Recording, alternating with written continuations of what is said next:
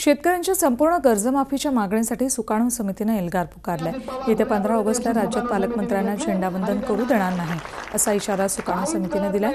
पालकमंत्र्यांना गावबंदी करून रस्ता रोको करण्याची घोषणा शेतकरी संघटनेचे नेते रघुनाथ पाटील यांनी केली आहे। सुकाणू समितीच्या या भूमिकेवर मुख्यमंत्री फडणवीस यांनी सडकून टीका केली।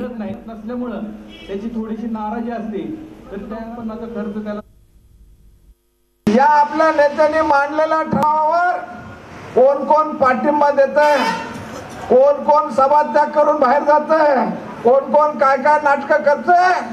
आणि हा जर ठराव पास करायला तिथं या आमदारांनी काही विरोध केला बाकीच्या, तर त्यांना गावोगाव फिरू द्यायचं नाही, हे आपलं काम।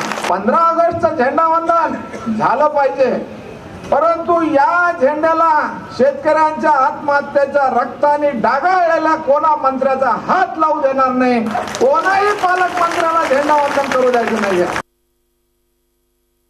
सुकाणू समिती आहे, आमचा एक नियम होता, आम्ही ठरवलं होतं की जे जे येतील त्या सगळ्यांची आम्ही चर्चा करू। याचा अर्थ आम्ही ज्यांच्याशी चर्चा केली ते सगळेच नेते आहेत आणि त्या सगळ्यांच्याच मागे शेतकरी आहेत असा त्यांचा समज असेल तर तो लवकरच संपेल।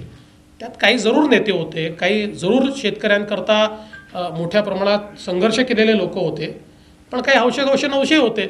त्यामुळे मला असं वाटतं की आता काही लोकांचा प्रयत्न काय आहे की हे जिवंतच राहिलं पाहिजे, आपली दुकानदारी जिवंत ठेवायची, अशा प्रकारचा काहींचा प्रयत्न आहे। मला असं वाटतं की ते ठीक आहे। आजही त्यातले जे चांगले नेते आहेत, जे खरे शेतकऱ्यांचे नेते आहेत, त्यांच्याशी आम्ही चर्चा करू, रोज चर्चा करू। आम्हाला चर्चेला काही प्रश्न नाही आहे, काही त्रुटी असतील तर त्या दूर करू, पण ज्यांना निवळ आंदोलनच करायचं आहे अशा लोकांना आमच्याजवळ काही औषध नाही, त्यांची जागा शेतकरीच त्यांना दाखवून देतील। झी 24 तास रहा एक पाऊल पुढे।